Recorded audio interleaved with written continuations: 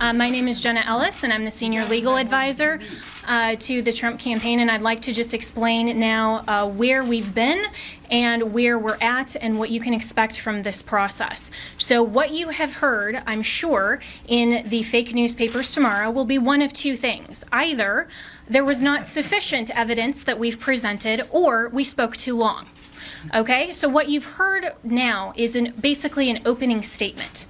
This is what you can expect to see when we get to court to actually have a full trial on the merits, to actually show this evidence in court and prove our case. This is not a Law and Order episode where everything is neatly wrapped up in 60 minutes. For those of you who are here in this room or have maybe tuned out in other networks, clearly you've never been court reporters.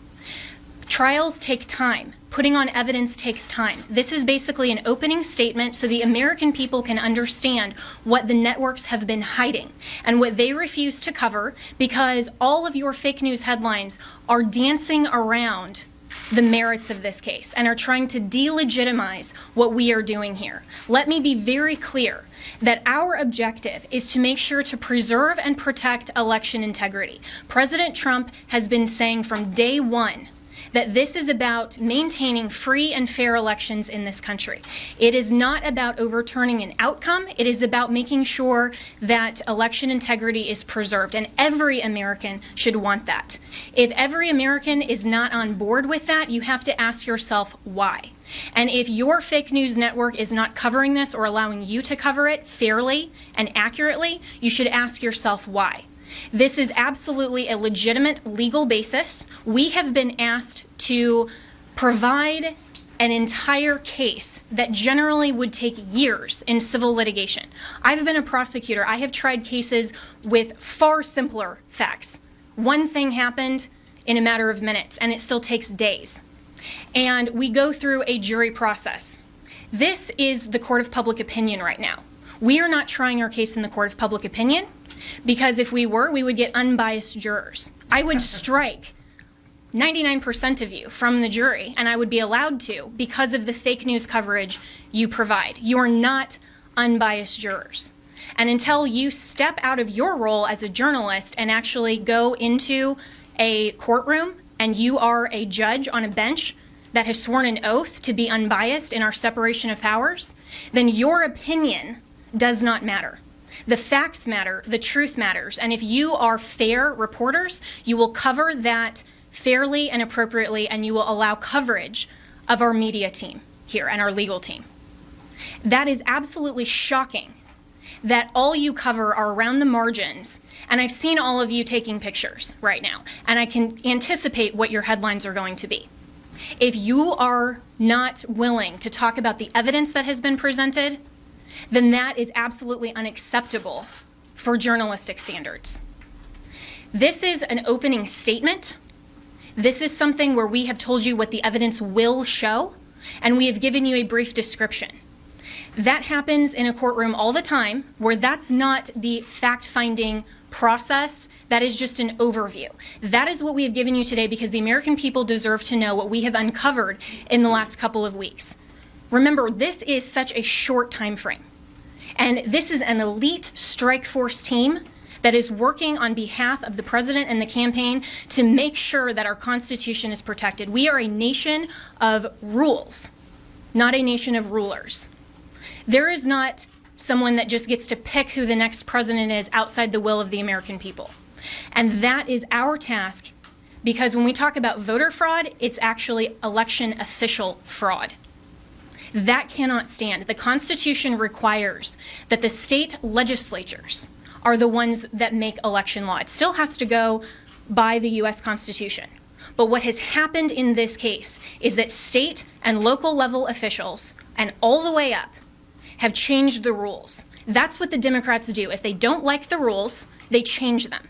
And they change them at the last minute. They manipulate them. They want to tear down our American system.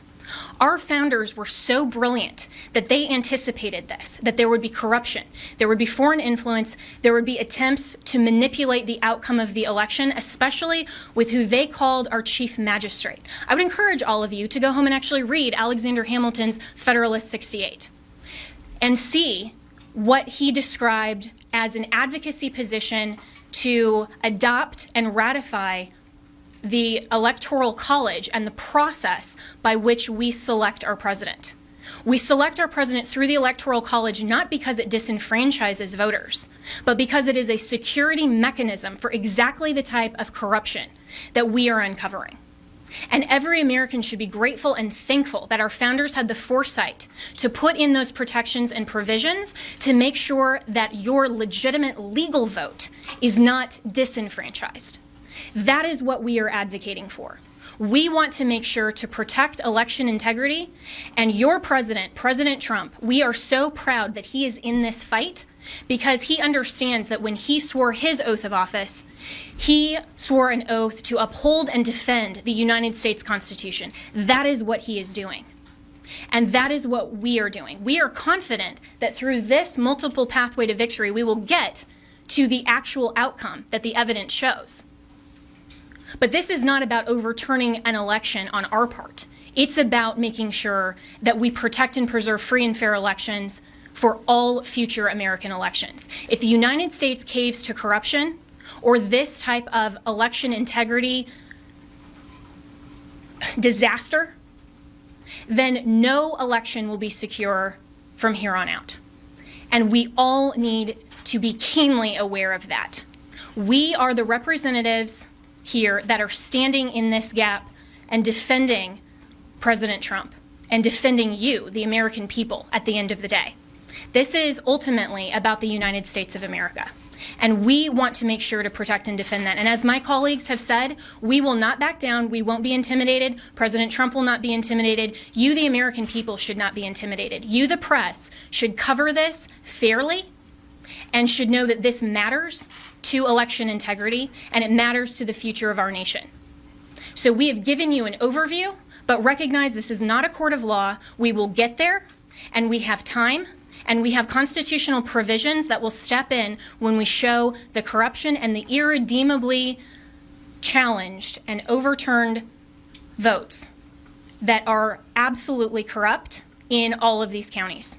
It is irredeemably compromised. We will show that, but you have to give us that opportunity. This has been just our opening statement, and we have an opportunity to get there, and we have time, and we will do that. This is the United States of America, and we stand proudly for President Donald J. Trump. Thank you. One more point. Yep. The world is watching this.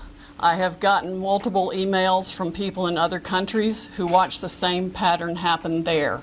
We have witness testimony that the same things were done in those countries as this was exported from Venezuela and by Maduro and by Mr. Chavez and by Cuba.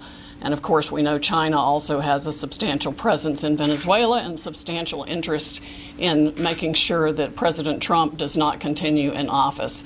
This is the consummate foreign interference in our election in the most criminal way you can possibly imagine. It must be shut down. We know, for example, that one of the Dominion's highest level employees or officers went to Detroit himself to man the Detroit Operations Center, where he could watch the votes coming in real time and decide what file folder in the system to put those votes into. That's why you see massive spikes after hours when people were told that all the votes were in and all the votes were counted. Many Dominion employees have already reached out to us to tell us the truth. They are Americans who want to ensure election integrity like we do. I would encourage every Dominion or Smartmatic employee who is fed up with the corruption in this country to come forward as soon as possible, because these are serious federal offenses that I am confident the Department of Justice will be in pursuit of in very short order if they are not already.